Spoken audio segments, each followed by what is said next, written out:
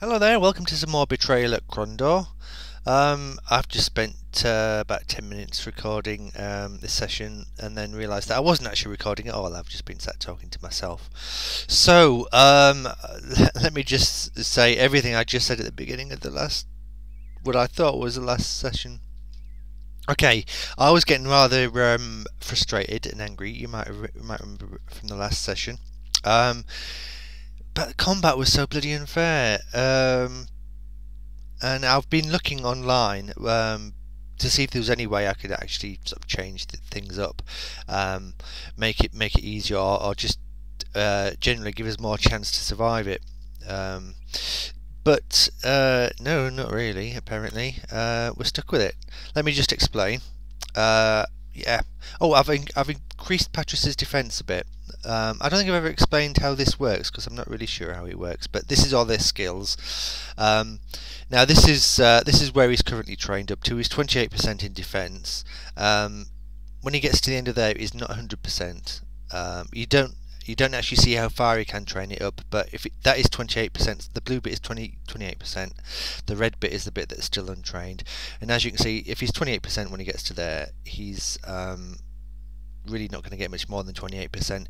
He was 20% odd at the end of the last video, but we did have a training book for defense, which off camera I used on Patrus, and I've got him up this far, but I really don't think it's going to make an awful lot of difference.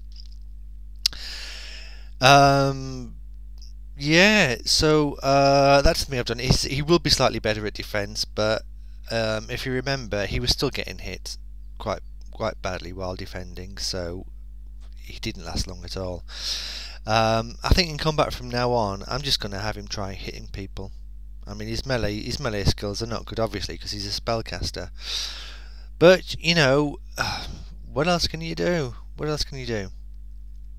And obviously, his weapon craft's not brilliant. And look, it's not going to get much worse.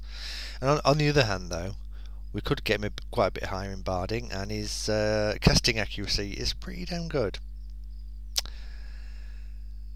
Anyway, yeah, so I've done what I can to increase Patrus's skills for combat. One other thing I looked at was, would it be possible, is when we're actually in combat, to change the order of which character actually goes first, because Patrus was always the last one, by which time he'd been mobbed by the enemy. Unfortunately, no, you can't change that. It's all based on this speed rating. You see, Patrus has got a speed of 2, which is a low speed. Not only does it affect how far how far and how fast basically you move in combat. That means you can move 2 grid squares per combat. It also determines who goes first. Now, as you can see, James has got a speed of 5. Heather's got a speed of 4. So both of those two are gonna always go first in combat before Patrus. And likewise, I think with the enemy, their higher speed characters will always go before characters, lower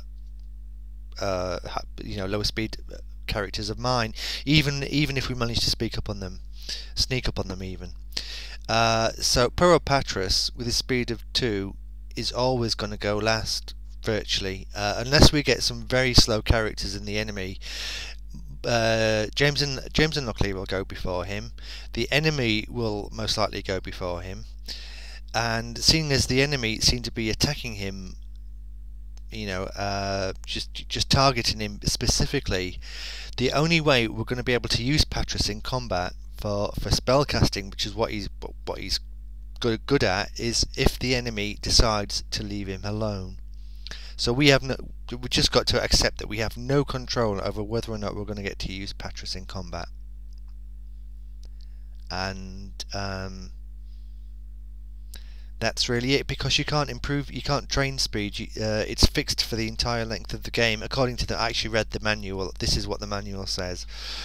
Speed is fixed. You can't be changed. I mean, I could use a save game editor, I suppose, and change your speed that way. But well, I am already cheating after all. But I don't think I'll do that. But yeah, we've been given this old git here, who is quite useless, really. Unless the enemy decide that we can actually use him, which would be nice of them, but it's not very likely, really, is it? So yeah, well, I think what I'm going to be doing more in the future as well is making more use of crossbow skills as well. And that reminds me, you can actually turn these. I think you can click on these, and that makes them red. That means they won't be trained. And I'm going to, on both James and Locklear, is turn off all of the training. And will you oh, it's not applicable, that one. Right. So they will only train that one, and I think you get more advancement in it. But the reason I'm doing this is not because I want this on all the time. It's because if you remember in the last session, Baron Gabbot, who we met, told us to go and see Duke Martin. Having read the walkthroughs, I know that talking to Duke Martin will cause your crossbow skill to increase, and if you've only got your crossbow skill selected, then you get more of an increase. So I want both of these to get good at crossbows, so we can hopefully get a good shot off at any enemy spellcasters and weaken them enough so they just run away rather than going for Patras. Once we've spoken to Duke Martin, I'm going to reselect all of these. And I'm getting a sore throat now because I've already gone through all this once already. Yeah. So, one more thing I've got to say. If you remember, in the last session, I was trying to cheat, and we couldn't read the wordlock chests that we were cheating with, because none of these characters are Muradul, and they've got Muradul runes on them. These things. However, I did notice after I stopped recording last time. Where's your skills? Not your skills, your magic, Patras. Where's your magic? Right, there's your magic. Patras has got the Union spell, and what the Union spell does is it allows him to read Muradul. So we can still access all those wordlock chests, no problem there at all. As long as I don't mind giving up 15 of his health or stamina to do it. But he's little use for anything else. So anyway, I'm going to take a gulp of coffee now. And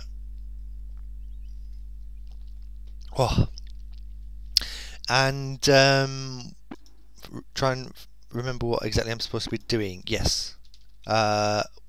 We'd been up to... No, we hadn't. We'd been up to here, to North Warden, to see Baron Gabbot, who's now sending us back this way to speak to Duke Martin, who is something around about here.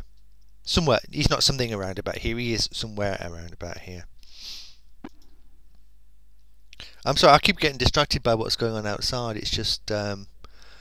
it's spring here, and this is the first day of the year where it's actually nice and warm and sunny outside, so I'm just planning on going out and doing something in the garden later, rather than sitting here and watching this screen. Anyway, yeah, so we need to just follow the road back to where we started from in this this chapter. And I don't know why I clicked on that, because I didn't want to click on that, I wanted to click on that. Right, off we go. So, yeah, we've killed everybody around here. We don't need to worry about them. I want to just say one thing about this thing, about this game, though, before we get any further. I've been getting very angry with it, yes, very annoyed and frustrated, but I still keep coming back to it, don't I? Still keep wanting to play it, so obviously it's doing something right, despite all my whinging and moaning and anger. Now then, where we go? Are we going south? Where's the map? Southeast-ish is, oh, which is this way. They were not